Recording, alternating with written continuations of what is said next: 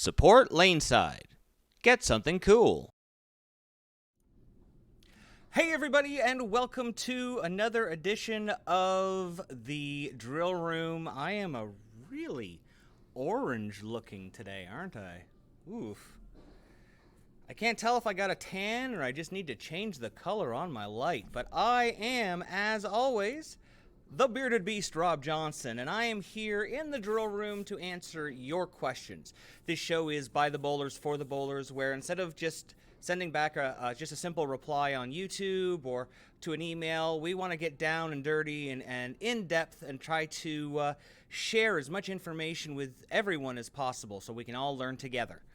So today we've got a great show going. As you saw in the opening chyron, we're going to be talking about the PAL, the PAL system, pin above line. I just spelled it and I couldn't even, oh my, I fail. Anyway, we're going to be talking about, man, is that ever? We're going to be talking about that tonight. We're also going to be talking about the PBA playoffs, the PBA League draft, the PWBA, the PBA 50. We're going to be taking questions. We've got an awesome horror story that came from Facebook. We've got lots of stuff going on tonight. But we got to start somewhere. So, welcome, welcome, welcome. Thank you for joining us. Do-do-do.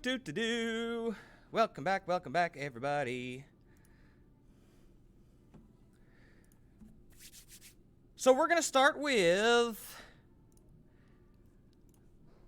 I think, probably one of the bigger stories from this weekend, and that is Kyle Troup. Kyle Troup bests TJ 3-1 to win back-to-back PBA playoffs and another $100,000. Realize that this guy has made something like $400,000 bowling in the last 18 months. And people complain about Belmo being the best in the world? I don't know. Kyle Troup's making a good run for it right now. Holy moly. So, for those of you who didn't get a chance to watch the match and watch Troup take home another WWE belt, it was a pretty interesting match.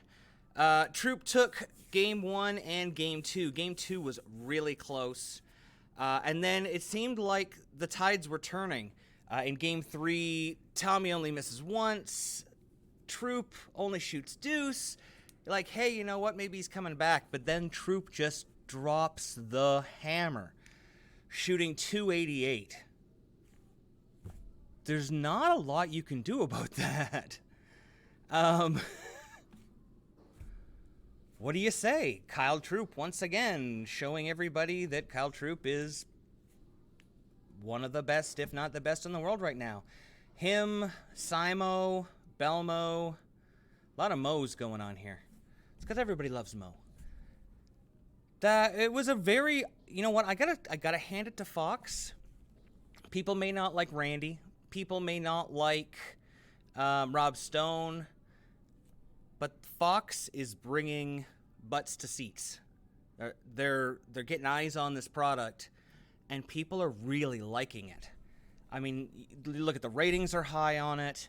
They've got WWE involved in it, so they've got a little bit of cross-promotion going.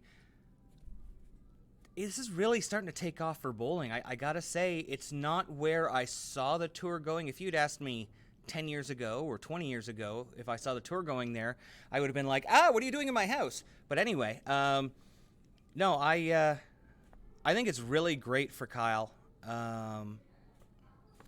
You can't say enough good things about him. You can't say enough good things about Tommy. Like, Tommy didn't exactly bowl badly.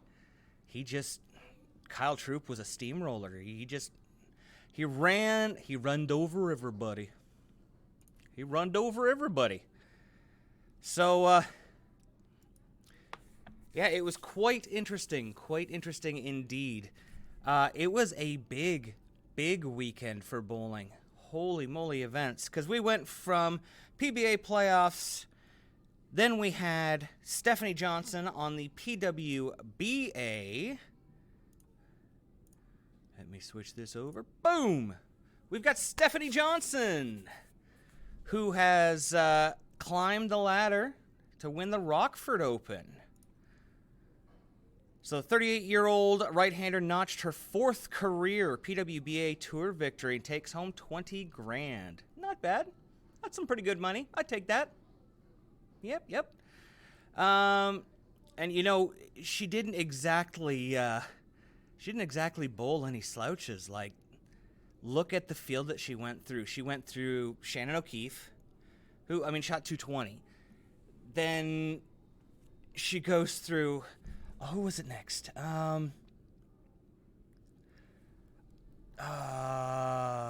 Shoot, I forgot where was it here? I know she bowled Liz in a semifinal match. Johnson, DeVete, Brianna, that's right, Brianna, who, I mean, didn't throw a bad game, but she just got steamrolled again. And then Kelly Kulik, who just didn't seem to get the lane. But, I mean, you look at Johnson, Stephanie was like, you know, like 220, 226, 223. She was just there every game. And then, of course, Liz Johnson, you know what? She was right in it the whole way. And Stephanie just pulled it out. That's the way bowling goes. Sometimes the pins fall for you, sometimes they don't. And in this case, they fell for Stephanie and not for Liz. And Stephanie takes home the championship. Going on from there, we then had the PBA 50. I'm telling you, there was a lot of bowling going on this weekend, where Dave Johnson takes home his first title, bowling in the Bud Moore Classic. And if you've never watched some of these events, this is like in the guy's house. So it's a private set of lanes that they bowl on. It's always a really cool event. I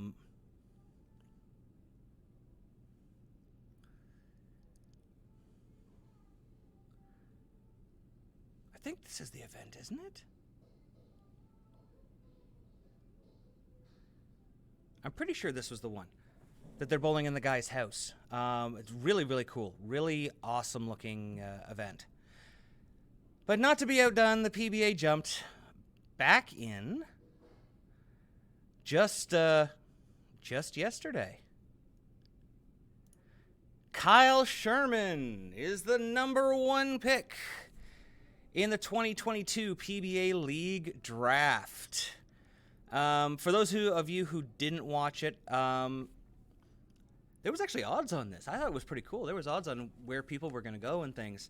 And Kyle was the pretty much everyone's pick for #1 pick, and he went first. Jason Sterner going second was a bit of a surprise to some. Jason Sterner is probably one of the hardest workers out there on tour right now. He is always on the lanes, always practicing, always fiddling and fixing things and working. He never stops. He's the workman's bowler. He's the journeyman bowler, and I love seeing him get drafted early. For those of you who didn't see the full list, we've got it right here. So we definitely had some players changing teams. We had Chris Barnes unexpectedly leaving his Atom Splitters, going to LAX. Jason Belmonte, Beefin Barnes, Buttriff, and Martin Larson. That is a scary team. That is a lot of good bowlers. Next up, Lumberjacks, Wes Malott, Chris Prather, Kyle Troop, Packy Hanrahan, and Arturo Quintero. Slow down, Rob. I'm excited, can you tell? That team, Prather and Troop on the same team, is always going to be good. Wes Malott is always dangerous. And then Packy and Arturo are both very good bowlers. So that's going to be a team to keep an eye on. Then we've got the Kingpins, PD Dub, Marshall Kent, Darren Tang, Kyle Sherman, and Michael Tang. So we've got the Brothers Tang, PD Dub, Marshall Kent. This is a very unusual team, in my eyes. Very, very talented team. But if you look at the styles, there's a lot of people. There's just a lot of people playing different areas. So it's going to be interesting to watch them because, like, Darren does really good with urethane. Kyle can really kind of play in between. Michael seems to be really, I don't know, in what I've seen of him, he seems to be a little bit more comfortable with reactive than Darren is. And then PDW and Marshall tend to swing it a lot more. So it's a very interesting team. The Pabst Pounders, the best named team in professional bowling. They've got Dick Allen, the traditional house bowler, Ryan Simonelli, Sean Rash, AJ Chapman, and ALS. Not going to do that one again. Anthony Lavery Spar. Yeah, I got to think about those ones beforehand. That team's going to be pretty good. You can think what you want of Sean Rash, but he's a very good player. Ryan Simonelli is very good. Dick Allen can play on anything. AJ Chapman is a very good up-and-coming player. You call him up-and-coming, but he's already here.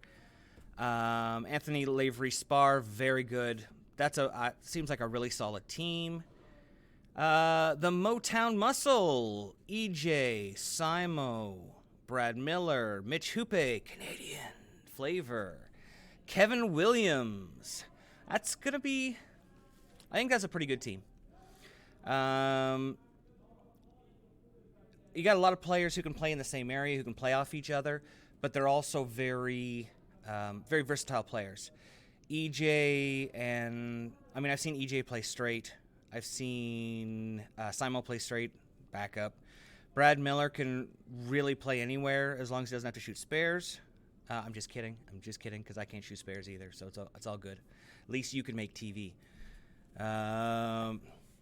Mitch Hoope is just, I've watched him for years. He's just all around. He's a good bowler. Kevin Williams, he's kind of the wild card. Not because he's not a good bowler, but because if the left side comes into play and Simo starts throwing back up, it'll be interesting to see how they interact. We've got the Dallas Strikers, Norm Duke, Bill O'Neill, TJ, Santu. I'm not even going to attempt that last name. I'm really sorry. I don't want to offend you. But Tavananen. I'm sorry. I'm terribly sorry. Because I'm really bad with names. And Matt Ogle. Thank you, Matt, for having an awesomely short name. Boy, that's another one of those strong teams. Norm Duke, Bill O'Neill, Tommy Jones. That's 3 Hall of Famers, just flat out. That balances out Jason Belmonte, Chris Barnes, Stu Williams. I really like Matt Ogle's game. I've known Matt for quite a few years. I met him back when he first got on Deviate staff back in Tennessee for the pro staff. That guy is so good. I don't know why he doesn't get more credit. That guy is so good. The Chicago Hitmen, Dom Barrett, Tom Smallwood, Sean Maldonado, Nick Pate, and Jake Peters. That's a good, I don't want to say good team like the Dallas Strikers or the LAX, but I definitely wouldn't want to bowl against them. They're not a team that's going to give away anything. They're not going to make stupid shots. They're not going to miss spares. They're just going to go out there and just perform. They're a team that you have to be on to bowl against because they're not going to give you 1 inch. The Las Vegas High Rollers, Frankie Lavoie, Canadian Flavor, Andrew Anderson, AJ Johnson, Matt Russo, and Ildemar Ruiz. I slowed down for it. Junior. That has a potential of being a really good team.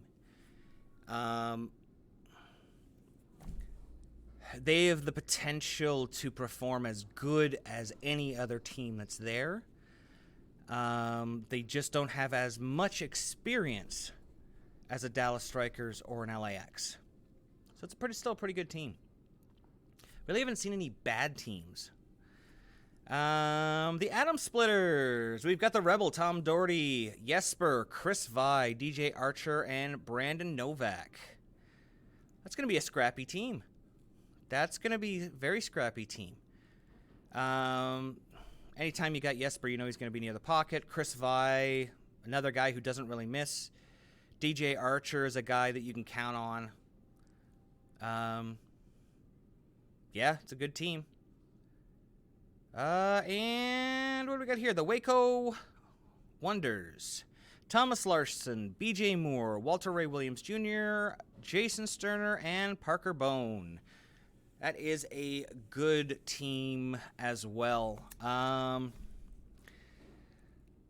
Boy, I don't want to say that that's the weakest team because Jason's on it and Walter Ray's on it and Parker's on it. Just looking at... Well, no, you know what? Parker won recently and Walter Ray's been bowling really well. And that, where they bowl there is pretty high friction. Like, it hooks a lot. So you don't... It doesn't punish the slower players or the older players. And it doesn't reward the higher rev players as much.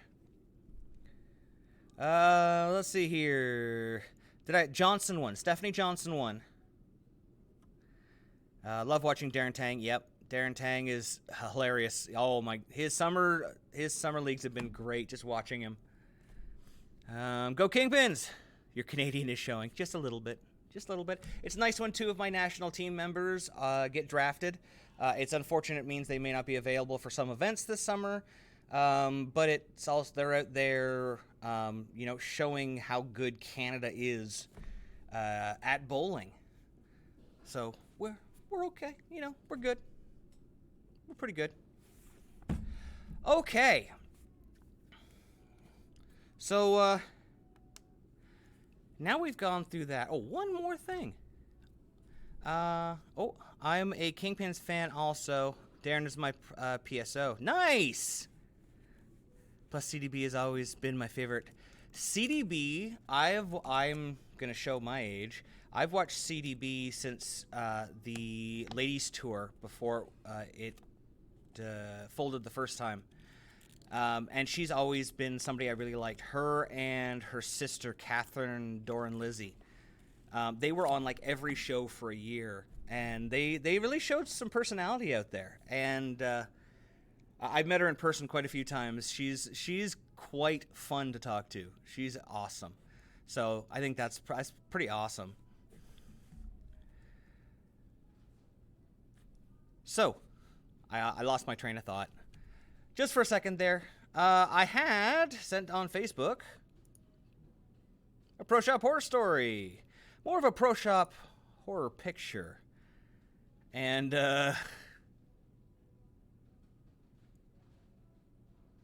that's my fault. I was all over the place. It's all good. So yeah, for our horror story, I got this one sent by Facebook. And this was somebody was looking on eBay for a ball and was questioning this plug job.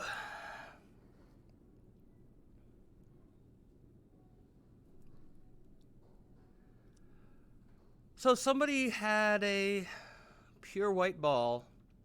I think that's a honey badger. Just a wild guess.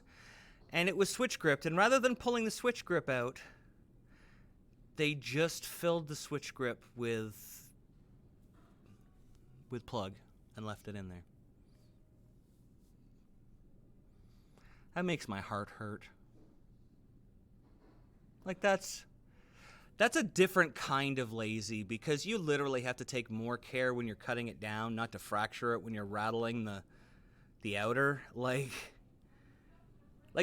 almost think you would have to work harder to do that than actually just pulling that out and filling it. Like that's Sometimes I hate people. All right, so now it's time for the main event. I'm going to switch over here. And we're going to head to the bench at the back. And we're going to talk about some bowling. So over the last week or so, seen a lot of things online about the new pin above layout system. It's Mikey Pinel's masterpiece that he had been working on with Mo. And we talked about this on shows in the past where I couldn't get a good enough description of how to do it so that I could get it to better understand. And well, apparently all it takes is a little bit of time and we get one. So we've got 3 balls here on the bench today. This first one here is actually drilled for me. We're going to see a little bit of video on it in a couple of minutes. But I see my name on the whiteboard. It might be up there. It might be. I wanted to see, because I've already done a little bit on the 2LS system, and I've used it a lot with my customers, I wanted to get out on the lanes and actually test this myself and see first how much of a difference there was from just throwing a ball, like a ball that had a thumb in it and just taking my hand out, and then using my pap that I could get from that, actually drilling a ball for myself and seeing what the difference was. So I went through and I found out that my pap is, go figure, 5 7/8 over by 1/4 up. I don't know why, I don't know how, but for some silly reason, my pap for throwing one-handed is exactly the same as my pap for throwing two-handed. I'm just a freak. I know it. I know it, baby. Shut up. So we laid a ball out. We threw it. Had some interesting results. I wanted to, before I get into how we laid it out, I just wanted to give a little bit of information to show some differences. Because we're going to lay it out again on another ball, and then we're going to go through it for laying out an asymmetrical ball. So you can see here on this one that we have the pin it's about a 1/2 inch above my finger there. Okay, there's my ball track, and there is that is my pap right there.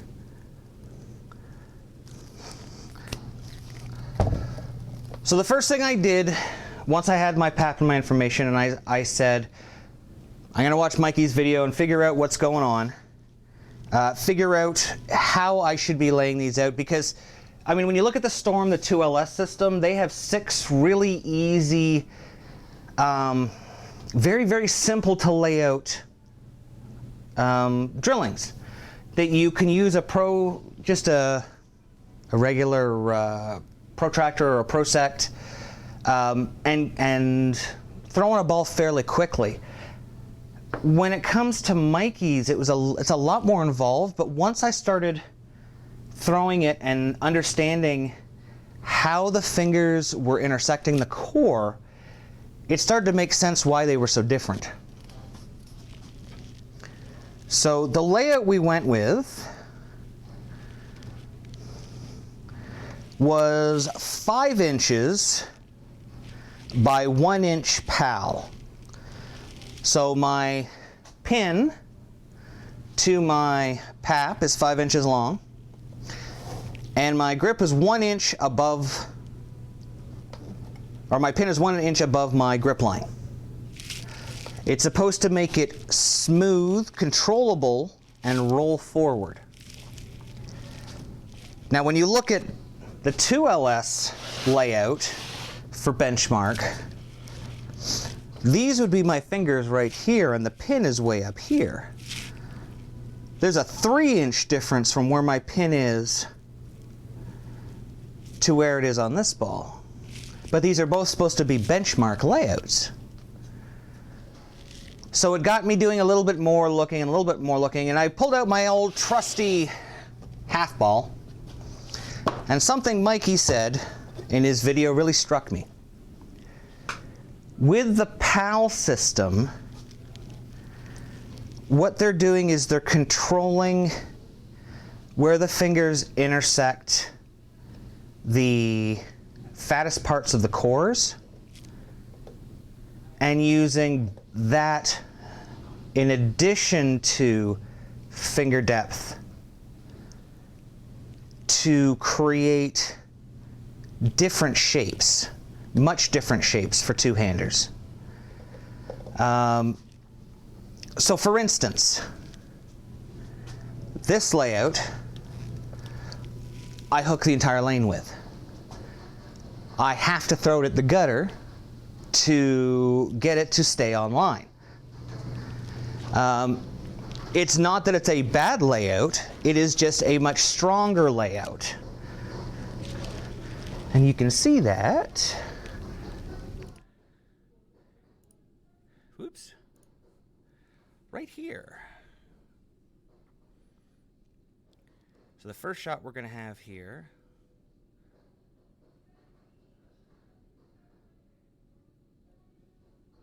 That was...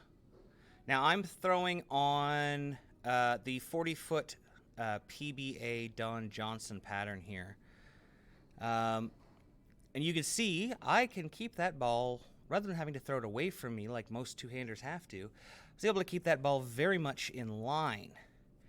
Now my next question was obviously going to be, that's great if I can keep it in line and carry, but can I throw it out a little bit? How does it react when I get it to the friction? Is it going to bounce as soon as it hits the friction? Because we've seen in other videos when I've done two-handed for our ball test, and you can see the ball just hooks forever. But you can see it rolled forward almost like an asymmetric ball there.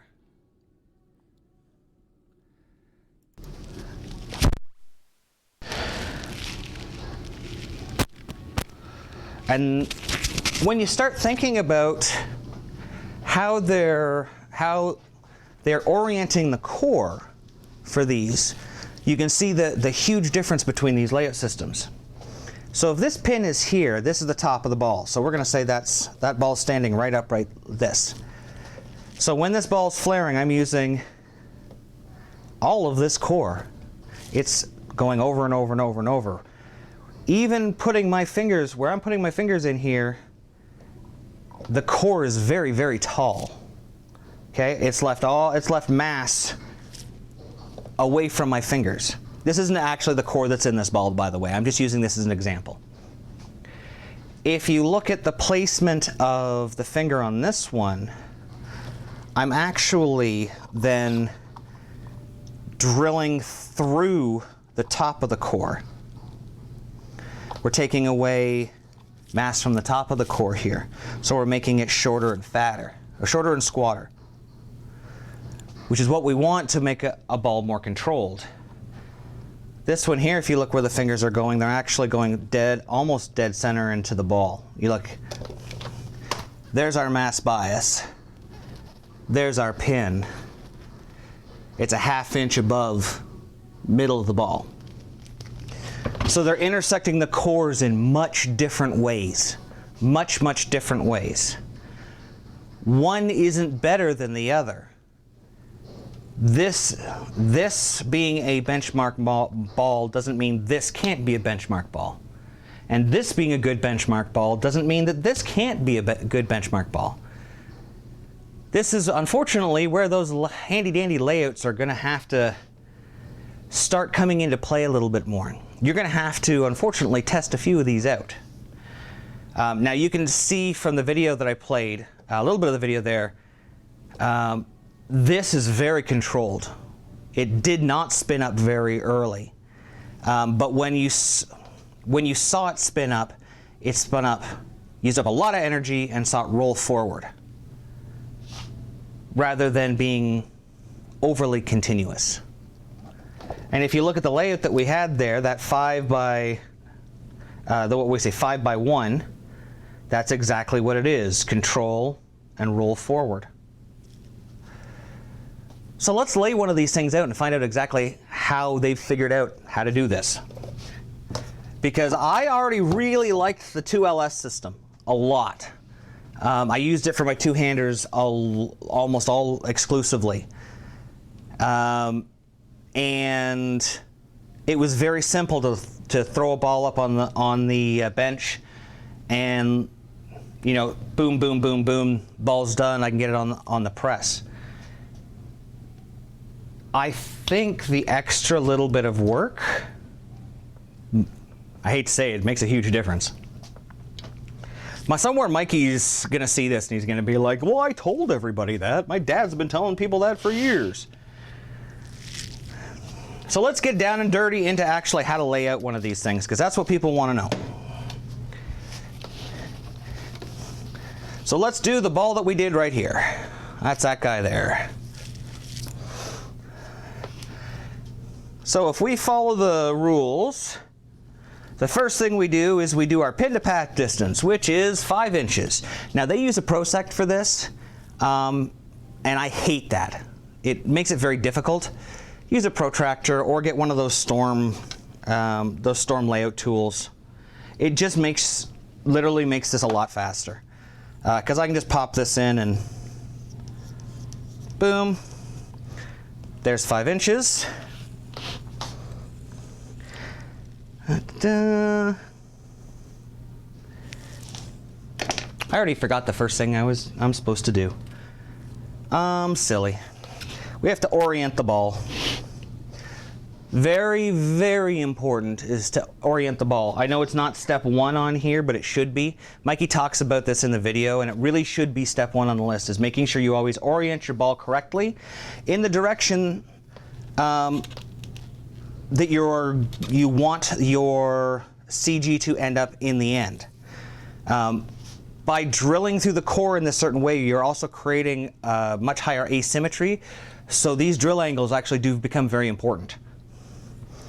So we get that 5-inch line on there. We've gone pin and logo beside each other, and we're gonna put that 5-inch line on there. 5-inch line. And he says you have to line it up at a 45-degree angle, because we're going to say that this is a symmetric ball. We're doing this layout. So we measure 45 degrees. Boom, boom, boom. And we go from there through there. Boom. So for symmetric balls, it's fairly easy. You do your pin to pap line, and then your pap will be on a 45-degree angle to your pin. I don't know why, but he just does it in the video. I think he said something about orienting the core so that you are drilling through the fingers. Sorry, through the mass, the fattest mass of the core. Sometimes my brain turns off. My apologies. Next. Now we're going to draw our line here, our 1-inch line, which is our pin above line. And this is where math happens. Okay. We got our point here that we found. We got a circle here. Take your prosect. Boom. Put it on that point, and man, did he say this a lot, tangent. Draw a line tangent to that circle. And what that means is, see that point? We went from that point and we drew a line that just touches that circle that we drew. See? This is our ring finger line. Once you have that, you measure your vertical pap line. Let me get this oriented again. I moved it. Okay, there we go. All right, now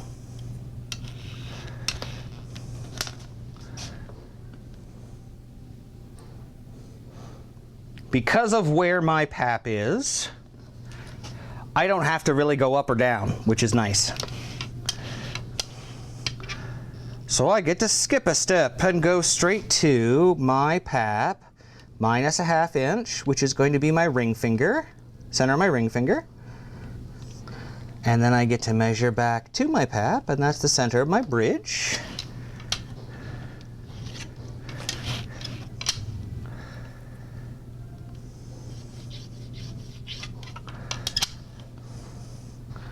And then all you gotta do is make your bada boom, bada boom, bada boom.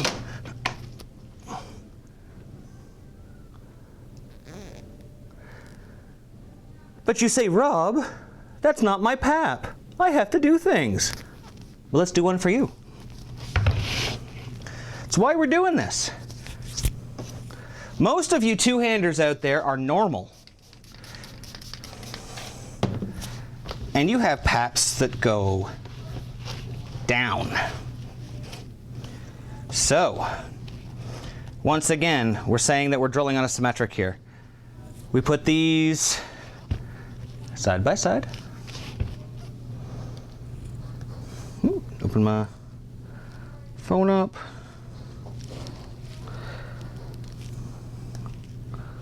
Sorry, I don't know if you guys have been sending stuff. I can't see the chat room right now. I'm gonna just check back on the chat room. All right.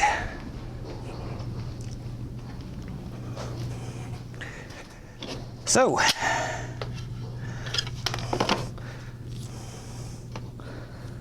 once again, we'll do the same layout, but we'll do it for somebody else who has a regular layout, a regular pap.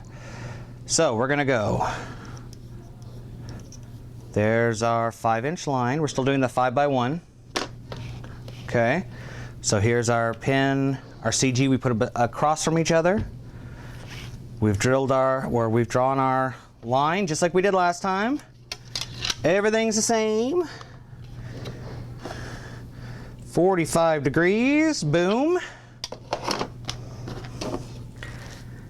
And our 1-inch all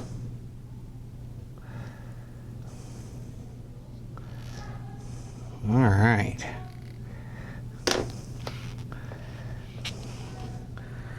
Now then,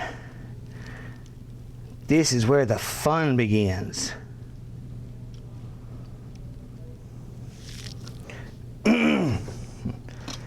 So you've got a 2-inch down pap. So we're going to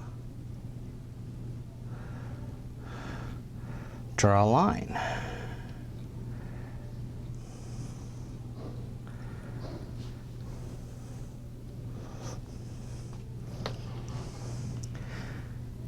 Now this is where things get really fun. We have to draw a whole bunch of lines. Remember that tangent line we did last time? This time we're doing it from that new line we drilled, or that we drew. Good Lord. It is like 1 billion degrees in here tonight, I'll be honest with you. So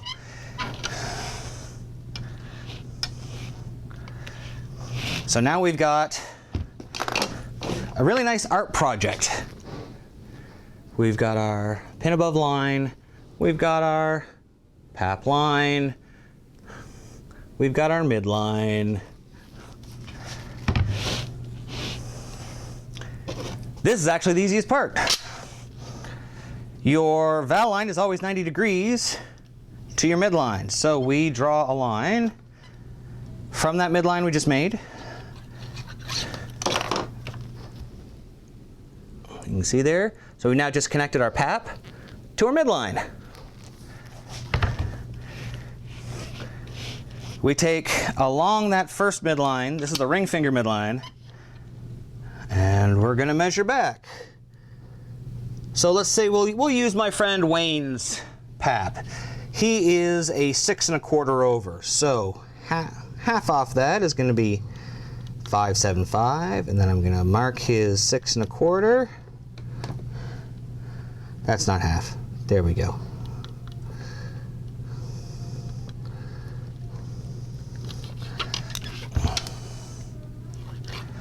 Okay, so now we have our ring finger line. And then we just measure back this way to the center of our grip. 6 1/4. Boom. And now we're just putting those lines on, same way we did last time. Boom, boom.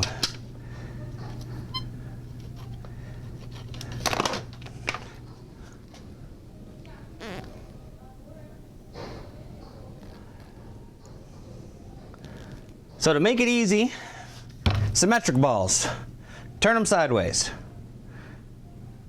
You wanna, your first arc is your PAP. Your PAP's gonna be somewhere along that line. That's important. Duh. God, it's hot in here. Holy crap. My apologies, guys. It's just a billion degrees in here. Sorry. So we did our 5-inch, then our 1-inch. So do your numbers first. Your PAP line, your pin above line. You do those two first. Find your 45 degree. Your next line here is the distance, the vertical number for your PAP. Connect the lines. 1/2 inch shorter is the center of this finger. Measure out your PAP. Boom. So let's go back to the computer for a second and let's talk.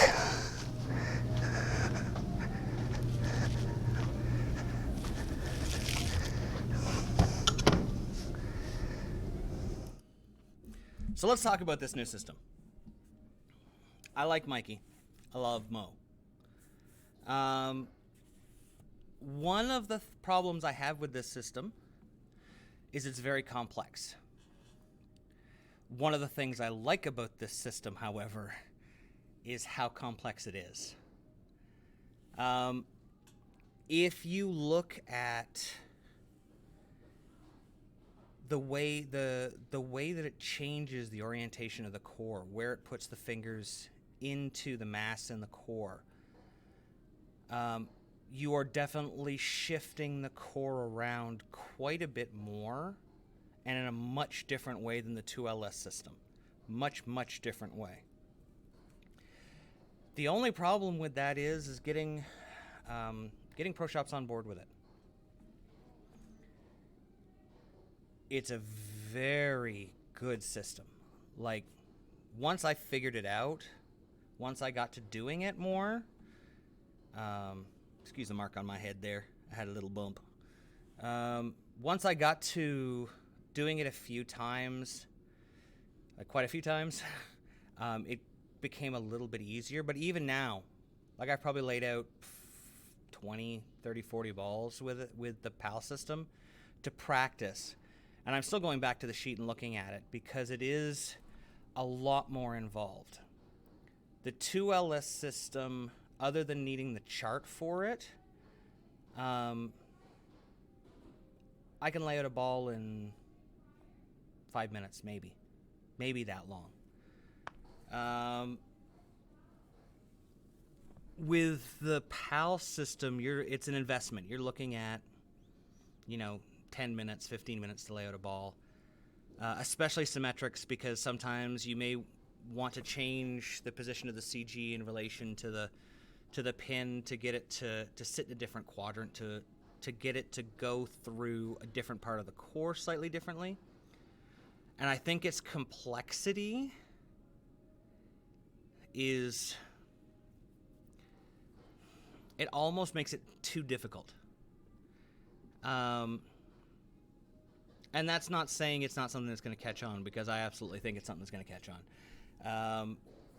I'm going to switch back over to, where is it here? To me bowling here.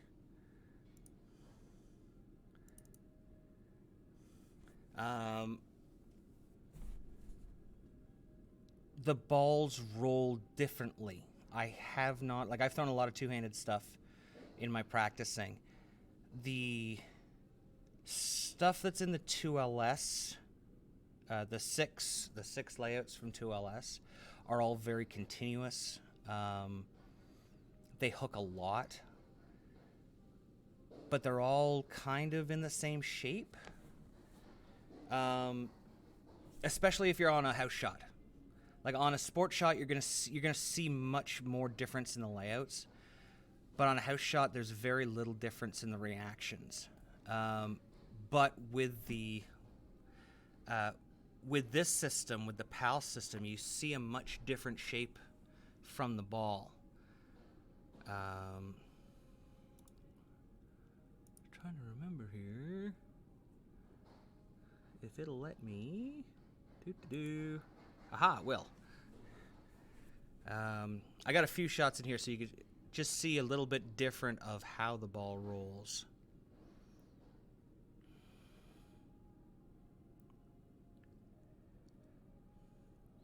You know, flat 10, I had it in, but you notice it didn't hook in the front, it didn't take off in the back.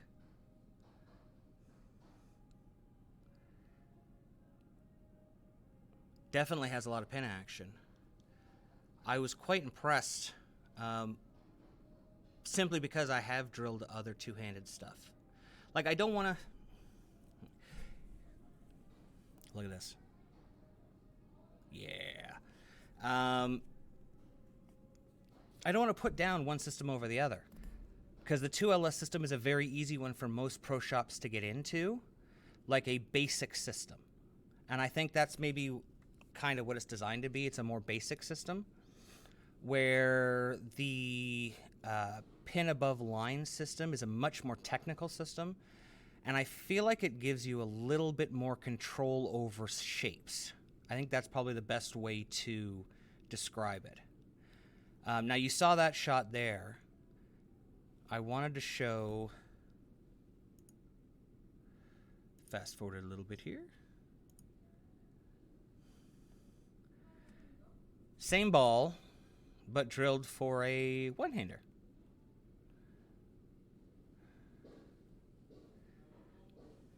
You could see I had to throw, you couldn't really see the hook, but you can see I had to throw it much more towards the friction than the other one did. I had to throw it out towards the gutter to get it to hook, rather than what you'll see here with the two-handed shots, where I can keep it much more in line. Same pattern, same ball. That's the PAL control layout, where this is my benchmark layout.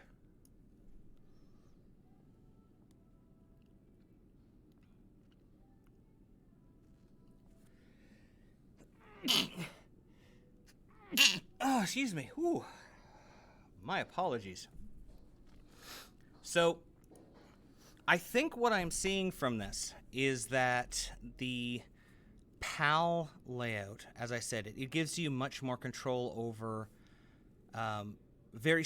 making very specific shapes, where the 2LS system is a much more basic system, which allows shops to get into at least laying out equipment for two-handers that will work for them. And as I said before, it's not a bad system. I have used it a lot for a lot of two-handed bowlers before I started learning the PAL system this week. But after laying out quite a few balls this week, I think you'll see I know I will be using this a lot more. The question is, will other pro shops adopt it? Will others have the technical know-how or want to invest the time to learn it and invest the time in laying out equipment? If you're a good shop, yes, 100%, absolutely. I don't know why you wouldn't want to.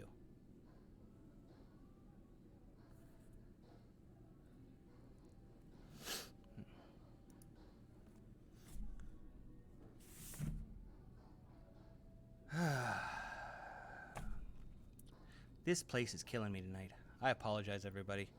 This is not a very interesting one tonight. I am hot and I'm sweaty. And that was really technical. For those of you who skipped over the last part, yeah, I think we've come to the conclusion that the 2LS is a great system for shops to start with, but the PAL system is for your higher end shops, your more dedicated shops, the ones who want to invest the time and the effort into being able to create different shapes, more shapes for their bowlers. And quite frankly, I think you could actually see some of the a little bit of overlap between the two, where shops who do use the PAL system, who may use the 2LS system in conjunction with it to add different shapes into that. So let's move on. Let us move on. And we're going to go to questions. Questions. Tonight's questions brought to you by the letter L and the number, that shape on Tetris that's kind of like an S lightning bolt thing. Yeah, that's what I'm saying. All right, first up, over on Reddit, had a nice post come in from Gordon L. We had set him up with a phase 2 a few weeks ago. He let me know that he shot his highest game of all time on Sunday. Congratulations, Gordon. Great to hear. Don't forget, you can find us on Reddit at r/Laneside Reviews. You can also find us at lanesidereviews.com or send us messages at lanesidereviews@live.com. You can also find us on most social media platforms, from TikTok to Twitter and Instagram and all over the place. Just look up Team LSR or Laneside Reviews. From YouTube, Gracie Garage, talking about the Kinetic. What I've learned from your videos, save a fortune. You don't need to buy many balls, just buy a bonus. Not gonna lie, if the bonus was still available, I'd probably buy more of them. You do, however, need different shapes, which is why we give the differences on distances and total board hook and potential. Because just because two balls hook the same amount doesn't mean they have the same shape. So a bonus won't get you every time. That's why they made a bonus pearl. What else do we have here? Couple from Scotty Thompson, who loves our videos. We love you too, Scotty Thompson. Let's see here. More tournament prep. Love the, this is from Ham Chop. Love the fresh ball up burn system that you use. I plan on getting a Hammer Obsession Tour for my fresh ball, but I have never had much luck with pin down layouts. Would a good alternative be 45 by 3.5 by 20? I've had a lot of good luck on the fresh with that layout. It depends on really the way you throw the ball. 3.5 inch pin to pap is going to be a really, really strong flaring for that core. Even though it's not a like a hugely differential core, it's going to have a lot of flare. 20-degree valve angle is really going to transition quickly. It's going to have a very sharp break point. So maybe you have more oil, or maybe you have more tilt, and that's what you need to get the ball to fall. If that's what you like, go for it. Just remember to have your personal bowling stats checked. Find out what your tilt, your speed, your rev rate, your rotation, things like that, so that way you can make sure you make the most informed decision. USAF Vet. Hey Rob, just an observation. You chose the 3D offset as your ball up, but it's a pearl, not a hybrid. Very good. Very good look. I've only had the ball for a month. Loved mine. Drilled it 60 by 4.5 by 40. Seems a little early for me. Just change the surface a little bit. Just tweak the surface a little bit. You can use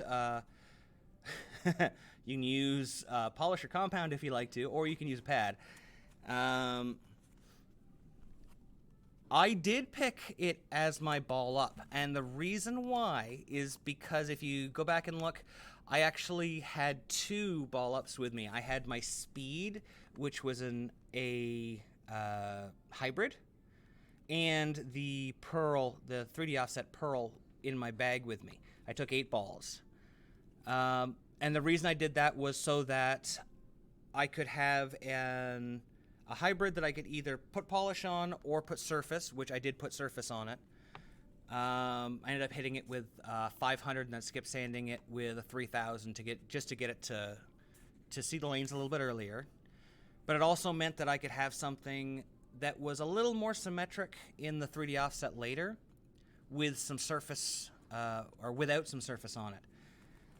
So when we had to move inside, there was a few lanes that were really interesting. They got really early, and I was able to loft the Pearl a little bit, get it over the front friction, and then let it get down lane before it hooked.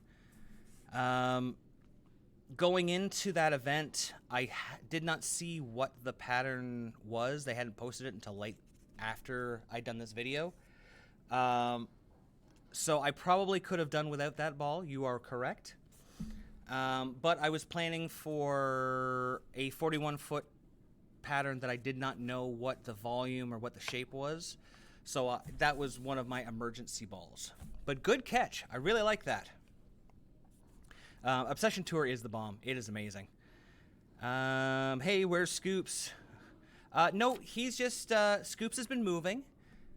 He's moving into a new place with his family, so he has been very, very busy. He's also been busy bowling. So the drill room is usually just me.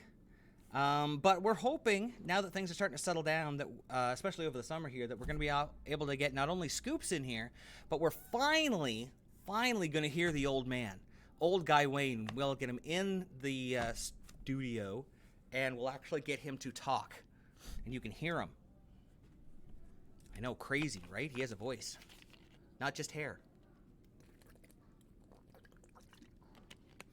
Mark William Burright asks, how much does the core of a bowling ball weigh? Depends on the ball. The outer shell of a 15-pound ball, I believe, ranges between 3 and 5 pounds. So a core can go anywhere up to 9 pounds. I think the cores in the the one-piece balls, the Quantums, were quite heavy. I'm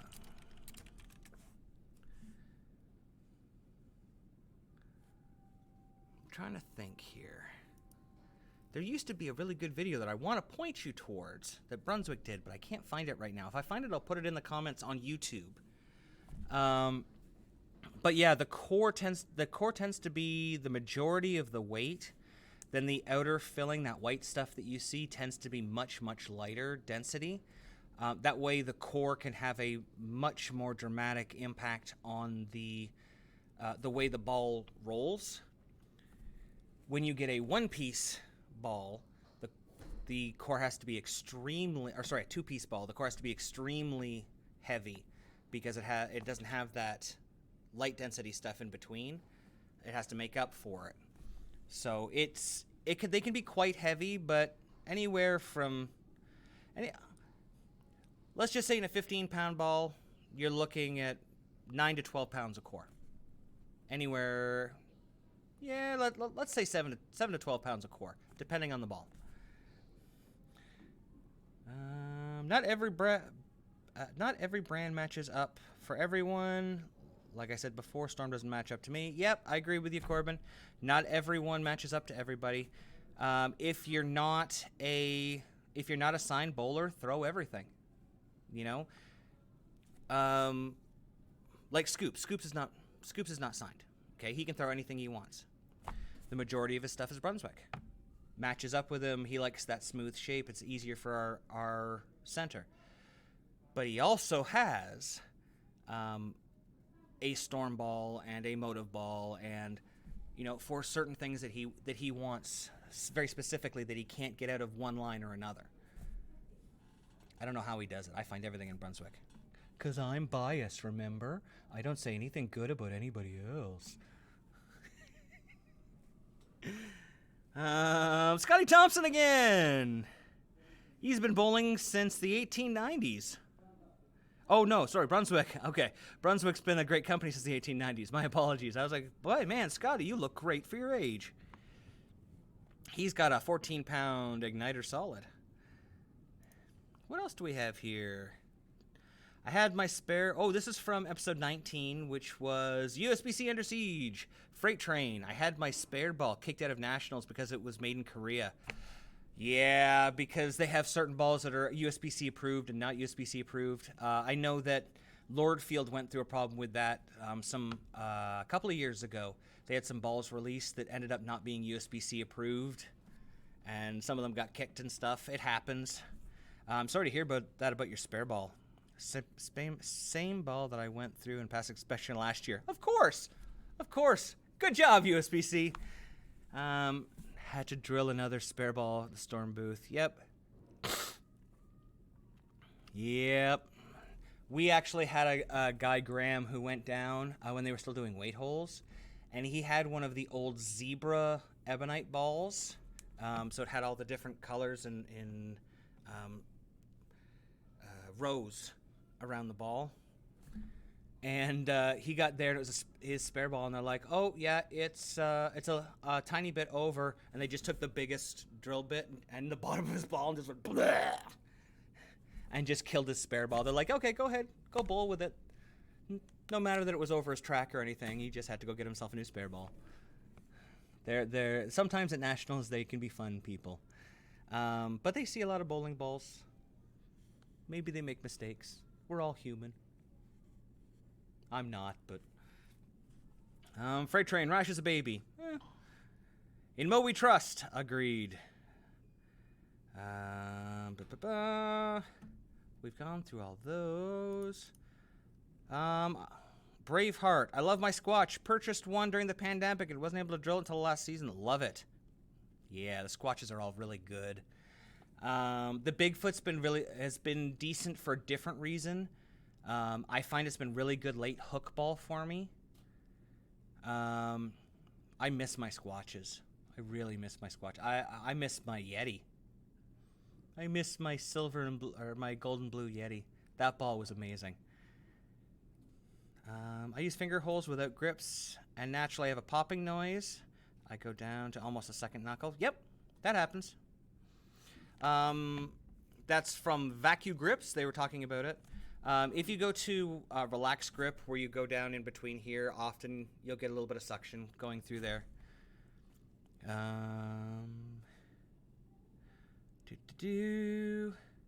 Oh, somebody asked. This is a good one. Chris Toffer. What exactly is a bismuth graphite nucleus core? After watching the video, I started looking it up and can't find any information on it. Okay, so a long, long time ago, years and years and years ago, bowling manufacturers started putting really dense material in the center of bowling balls to really lower the differential.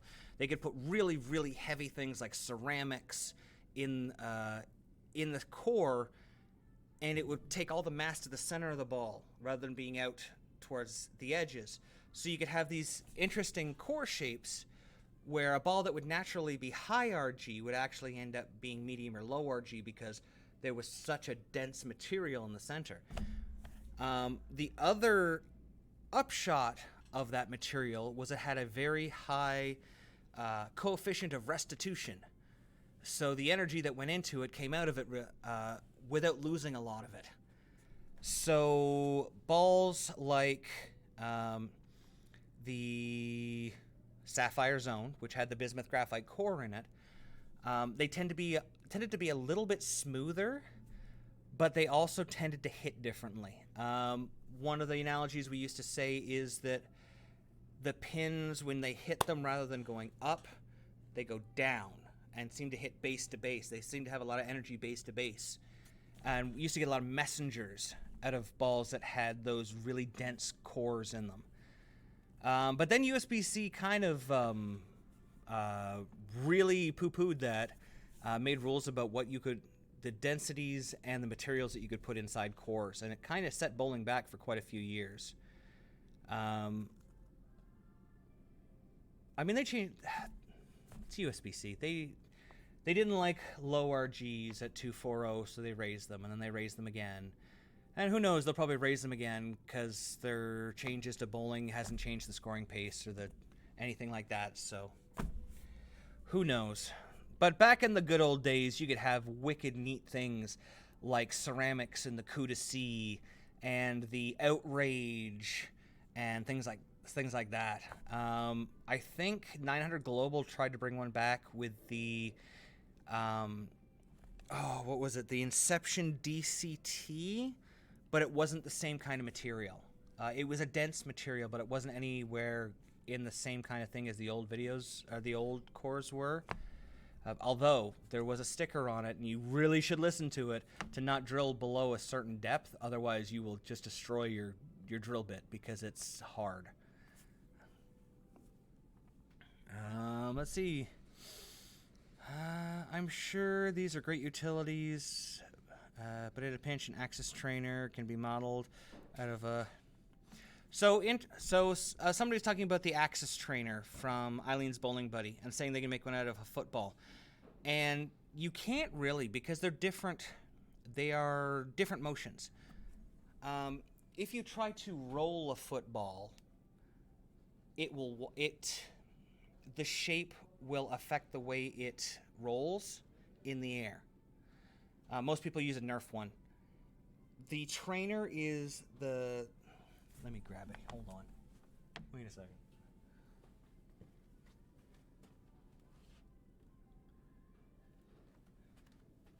The block here, the Axis trainer, is the exact width of a bowling ball.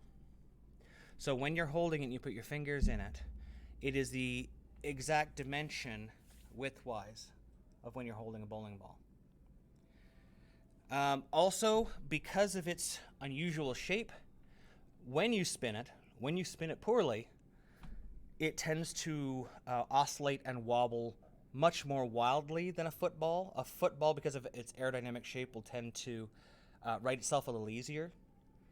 So you get more fine training out of this. Yes, in a pinch, I would say in a pinch you'd be better to make one of these out of a piece of wood than you would be to use the football. The football is good for teaching this motion, but not this motion. Not this.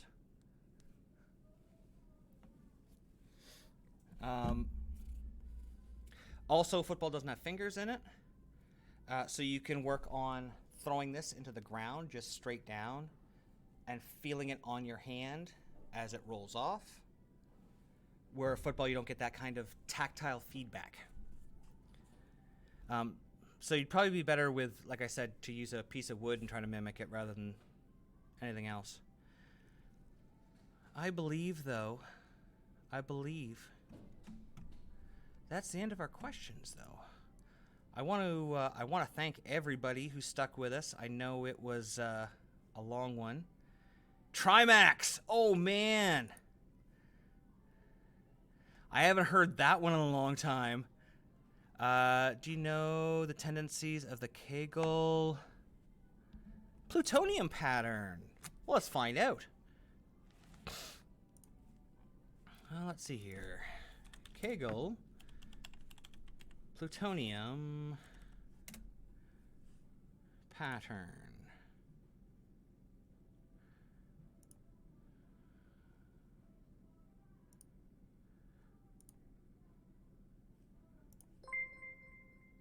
Well, that was weird. Why didn't it open? Show me the plutonium. Oh, why you do that? Kegel, plutonium. Pattern, images. Let's see here. All right, the elements pattern. 39 feet. So let me... One of the beautiful things here I can do... Boink. Let's take a look here. Let's take a look at the plutonium pattern. All right, so we're 39 feet, 26 total units, 26.66, 16 forward, 9.9 in reverse. All right, so that pattern is not going to hold its shape very long. Let's take a look here. 5 2x2 loads across 185 boards. 2 loads starting at 13 to 17. Okay, so the majority of your oil is going to be in this center area. Looks like about 5, 10, yeah, probably 12 to 7. So 7 board on the right, 12 on the left. This pattern is going to play like a house shot. What do they say here? It can create or destroy.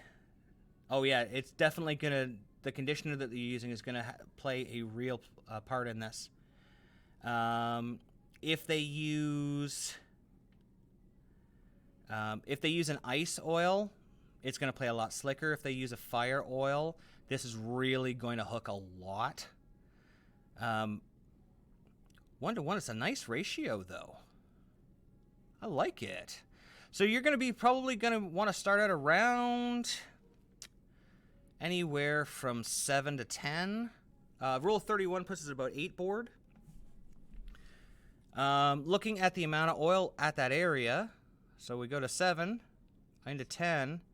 That's where the pattern kind of tapers.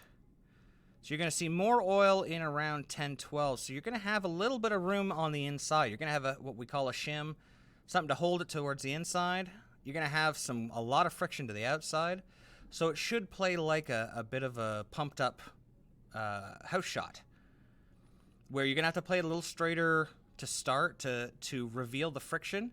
But once you do, you're going to be able to really kind of move in off of it and use a bigger ball, use your ball up. And a little bit of a stronger hand position. And kind of throw it to that friction and let it hook back. With only 9.9 milliliters in the back, like this pattern is not going to hold its shape a long time. It's going to reveal friction fairly quickly. 16.76 milliliters going forward. So the fronts are going to be slick. It's going to transition outwards pretty quickly. It's going to be a fun pattern to play on.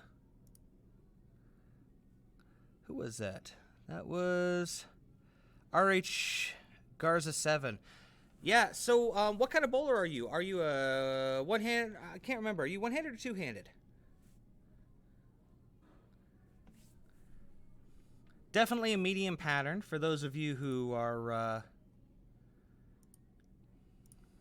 looking at Arsenal charts. It's definitely what we would consider 39 feet is just on the edge of a medium pattern. So you're going to be wanting your fresh ball, your ball up. You're definitely going to have a late hook. If you have urethane will probably look really, really good, especially a purple hammer or a double cross. If you don't throw Brunswick stuff, you're going to want something like a pitch black rather than a fast pitch. Even though there is some friction there is a fair amount of oil in the front, and it's a pretty weak ball, so you don't want to put too much surface on, otherwise you're going to blow up the front part of the lane really quickly. So, but urethane will definitely be in play there. Sea Lance with the urethane phantoms. Indeed. Indeed. If there aren't any other questions, though, I think this is going to be a quick one tonight. I really appreciate everybody coming on to learn a little bit about the system, see me throw it. The next thing we're going to do is we're going to drill up one of the asymmetrics, and maybe we'll even we'll drill up a 2LS benchmark ball, and we'll get down on the lanes, and we'll put them head to head and see what you think, which system you like better. You've heard my opinion, but I'd love to hear yours. Don't forget to share back with us at lanesidereviews@live.com. Or you can go to lanesidereviews.com, and it'll take you straight to our Facebook. Or you can just look up Laneside Reviews on any one of our social media platforms. But before I go, I keep saying that, before I go.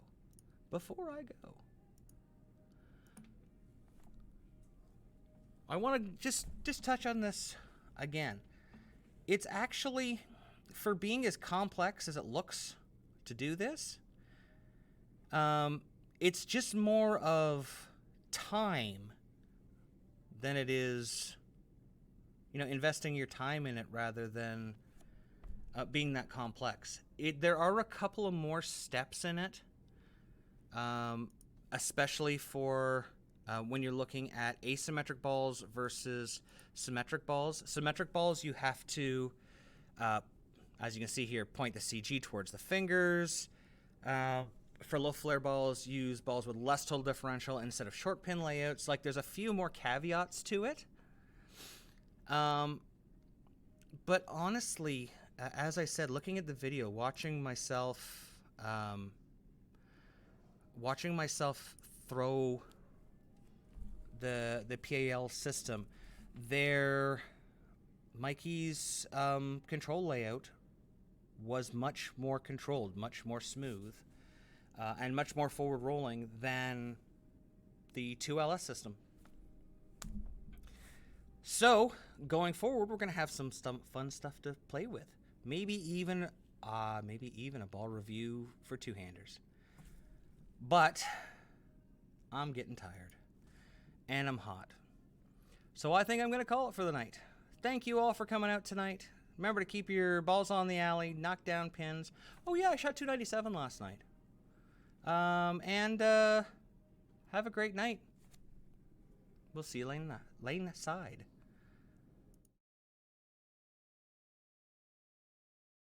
Turn on notifications so you never miss a show. So until next time, guys, we'll see you laneside.